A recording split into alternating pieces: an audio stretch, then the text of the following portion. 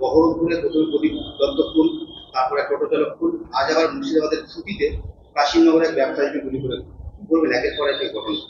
মানে পশ্চিমবঙ্গের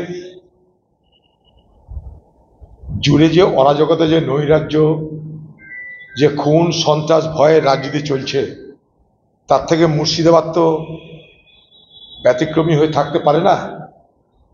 তাই মুর্শিদাবাদ জুড়ে খুনের ঘটনা একের পর এক ঘটে চলেছে। শহর বাদ নেই, গ্রাম বাদ নেই, গঞ্জ বাদ নেই। তার মানেটা স্পষ্ট যে এখানে প্রশাসন এবং যারা আজকের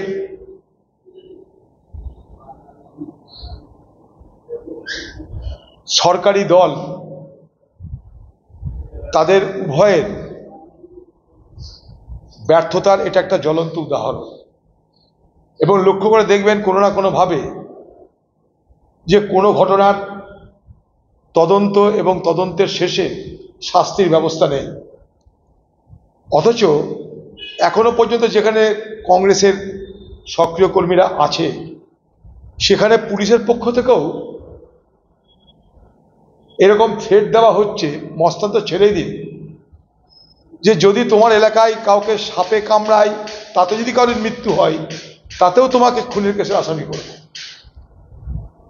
অর্থাৎ বিরোধী দলের, বিশেষ করে কংগ্রেস দলের যারা সক্রিয় কর্মী যেখানে যেখানে আছে, সব কিছু ছিনিয়ে নেওয়ার পরেও কংগ্রেস দলের সক্রিয় কর্মীর ভূত এই প্রশাসন দেখছে, তৃণমূল দেখছে। তাই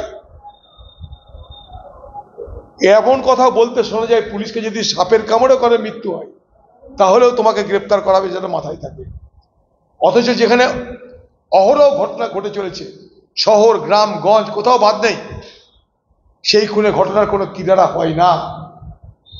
সারা বাংলা জুড়ে যে অরাজকতা, যে নৈরাজ্য, যে খুন সন্ত্রাস ভয় ভীতির রাজনীতি, তার থেকে মুর্শিদাবাদ দেরিতে হলেও আক্রান্ত তো হয়েছে। আপনারা দেখতে পাচ্ছেন, যত বেশি তৃণমূলের প্রভাব বেড়েছে, তত বেশি এ বাংলায় নৈরাজ্য বেড়েছে। তৃণমূলের প্রভাব বৃদ্ধির সঙ্গে সঙ্গে নৈরাজ্য বৃদ্ধির এই সমানুপাতিক হার বাংলার মানুষ দেখতে পাচ্ছে। তাই সর্বত্র আজ এই অরাজকতা। দীপাবলির উৎসব চলছে, মানুষের মধ্যে একটা আনন্দের আমেজ, উৎসবের আমেজ। সেই অবস্থায় প্রশাসন যদি সক্রিয় না হয়, তাহলে এই উৎসবের মধ্যেও আরও বহু ঘটনা হয়তো ঘটতে পারে। তাই প্রশাসনকে বলবো সতর্ক হতে। আর সরকারকে তো কিছু বলে লাভ আছে জানি না, বন্ধা সরকার, মুখ সরকার, নীরব দর্শক সরকার, তারা কি করবে আমার জানা নাই। কিন্তু মানুষের দিনের পর দিন দুরবস্থা বাড়বে, এটা আমরা সবাই দেখতে পাচ্ছি।